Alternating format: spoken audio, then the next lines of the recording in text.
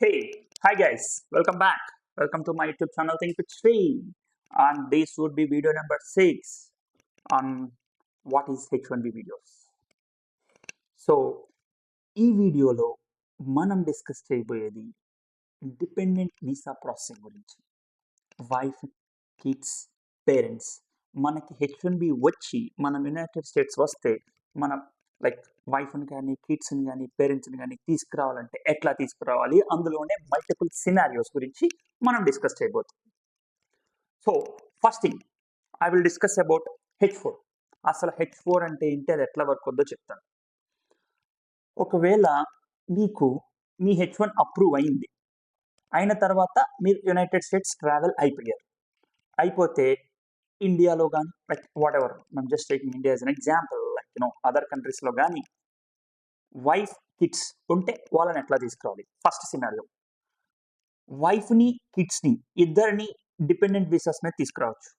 ఆ వీసా పేరే H4 visa మీద. అంటే లైక్ మనం H1Bకి ఎట్లాగైతే DS-160 ఫిల్ చేసి కాన్సులేట్కి ఇంటర్వ్యూకి వెళ్ళి మన పాస్పోర్ట్ మీద H1B స్టాంప్ వేయించుకుని వచ్చామో, అట్లానే మనం H4కి కూడా DS-160 ఫిల్ చేయాలి, మన డిపెండెంట్ కాన్సులేట్ ఆఫీస్కి వెళ్ళాలి, అక్కడ ఇంటర్వ్యూ అటెండ్ చేయాలి.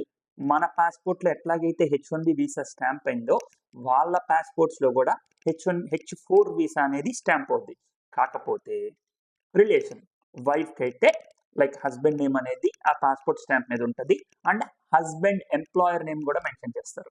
అలాగే కిడ్స్ అయితే లైక్ సన్ అనో డాటర్ అనో వాళ్ళ ఫాదర్ నేమ్ ఉండి, వాళ్ళ ఫాదర్ నేమ్ అయితే ఫాదర్ నేమ్, లేదంటే మదర్ H1B హోల్డర్ అయితే మదర్ నేమ్, వాళ్ళకి ఏమంటారు ఇక్కడ మళ్ళీ వాళ్ళ ఎంప్లాయర్ నేమ్ కూడా స్టాంప్ అవుతుంది. అంటే మనకి H1B స్టాంపింగ్ అనేది మన పాస్పోర్ట్లో ఎట్లాగా ఉందో H4 మీద వచ్చే ప్రతి ఒక్కరికి కూడా H4 స్టాంప్ అనేది వాళ్ళ పాస్పోర్ట్స్లో ఉంటుంది, including H1B holder name and employer name అనమాట.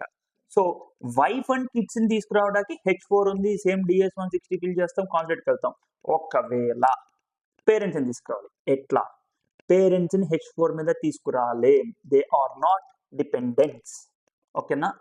యుఎస్లో రూల్ ఏంటంటే ఓన్లీ వైఫ్ అండ్ కిడ్స్ని మాత్రమే H4 మీద తీసుకురాగలం. పేరెంట్స్ని తీసుకురావాలంటే visiting visa which is like A B2 మీద తీసుకొస్తాం. స్టేటింగ్ దాట్ అగైన్ వాళ్ళకి కూడా ఏంటంటే సేమ్, మీరు DS-160 ఫిల్ చేయాలి, కాన్సులేట్లో స్లాట్స్ తీసుకోవాలి, the way how we did for H1B biometric, మళ్ళీ కాన్సులేట్ ఎంట్రీ ఉంటుంది. అయితే పేరెంట్స్కి కనుక కమ్యూనికేషన్తో ఇష్యూ ఉంటే, లైక్ ఇంగ్లీష్ అనేది ఇష్యూ ఉంటే, మనం స్లాట్ బుక్ చేసుకునేటప్పుడు లాంగ్వేజ్ ప్రిఫరెన్స్ ఉంటుంది. తెలుగు అయితే మనం తెలుగుని చూస్ చేసుకోవచ్చు. సో వాళ్ళకి కాన్సులేట్ ఇంటర్వ్యూ అనేది కూడా తెలుగులోనే ఉంటుంది. That makes a life very easy. Same మన H1Bకి ఎట్లా చెప్పానో, మనకి ఇండియా మొత్తానికి 5 డిఫరెంట్ కాన్సులేట్స్ ఉంటాయి, ఢిల్లీ, ముంబై, చెన్నై, కలకత్తా, హైదరాబాద్. అట్లానే అందులో ఏదో ఒక కాన్సులేట్ని చూస్ చేసుకొని ఆ కాన్సులేట్లో వాళ్ళకి అపాయింట్మెంట్ తీసుకొని పంపించవచ్చు. గుర్తుంచుకోండి గైస్, మన పాస్పోర్ట్లో ఫస్ట్ ఆఫ్ ఆల్ డిపెండెంట్స్కి కానీ పేరెంట్స్కి కానీ వైఫ్ కిడ్స్ పేరెంట్స్ ఎవరైనా సరే వాళ్ళకి వ్యాలిడ్ పాస్పోర్ట్ ఉండాలి. అంటే 2 monthsలో ఎక్స్పైర్ అవుతుంది, 1 monthలో ఎక్స్పైర్ అవుతుంది, అట్లా కాదు. పక్కా వ్యాలిడిటీ ఉండాలి, minimum few years of validity ఉంటే that would be safe for them and us both of us అనమాట. సో మనకి H1Bకి ఎట్లాగైతే మన పాస్పోర్ట్లో ఒక పేజ్లో ఒక స్టాంప్ ఉంటుందో H1B వీసా అని చెప్పి విత్ 36 months ఆఫ్ వ్యాలిడిటీ, అలానే H4కి కూడా ఒక పేజ్లో స్టాంప్ వేస్తారు, అలానే B2కి కూడా ఒక పేజ్లో స్టాంప్ వేస్తారు అనమాట. అయితే ఇక్కడ ఇంకొక ప్రొక్లిమినరీ సినారియో, పేరెంట్స్ అయితే B2 second scenario, wife and kids అయితే H4 first scenario. And there would be another scenario. చాలా మందికి ఒక చిన్న డౌట్ ఉంటుంది అనమాట, ఒకవేళ హస్బెండ్కి పిక్ అయింది, వైఫ్కి పిక్ కాలేదు, వైఫ్ ఏమో ఇండియాలో జాబ్ హోల్డర్, ఇక్కడికి వచ్చిన తర్వాత ఎట్లా? చెప్పాలంటే దెర్ ఈజ్ నో సొల్యూషన్. మీ వైఫ్ అంటే మీ వైఫ్ని యూఎస్కి తీసుకొచ్చే పాటికి మీకు I-140 అప్రూవ్ అయి లేకపోతే మీరు అప్పుడే I-140 స్టార్ట్ చేయాలి అంటే అది టైం లైన్ అనేది యాక్యురేట్గా చెప్పలేం. కాబట్టి మినిమం 2 years వేసుకున్న 2 years వాళ్ళు ఇక్కడ జాబ్ చేయలేరు. అది నేను మీకు I-140 అంటే ఏంటి, అసలు H4 EAD ఎలా అప్లై చేయాలి, EAD ఎప్పుడు వస్తుంది, ఏ స్టేట్లో వస్తుంది, ఎన్ని రోజులకు వస్తుంది అని ఒక వీడియో చేస్తున్నాను, దాన్ని ఫాలో అవ్వండి మీరు. దాని లింక్ నేను డిస్క్రిప్షన్లో యాడ్ చేస్తాను. బట్ H4తో జాబ్ చేయలేము. మీ యొక్క H1B హోల్డర్ ఎవరైతే ఉన్నారో వాళ్ళకి I-140 అప్రూవ్ అయిన తరువాత వాళ్ళప్పుడు మీకు ఈఏడి అప్లై చేయొచ్చు. ఒకవేళ మీకు ఈఏడి వస్తే you are good to work here guys. మీరు ఇక్కడ వర్క్ చేసుకోవచ్చు అనమాట H4 ఈఏడితో. లైక్ మీరు ఇండియాలో సాఫ్ట్వేర్ ఇంజనీర్, ఇక్కడ కూడా సాఫ్ట్వేర్ ఇంజనీర్ అవ్వాలా? Yeah, you can happily apply to any job. Or else, if you want to do a business, you can start an LLC over here and you can start doing a business also. There will be no objection. మీరు 100% job కూడా business కూడా చేసుకోవచ్చు. But EAD లేకుండా చెయ్యలేము.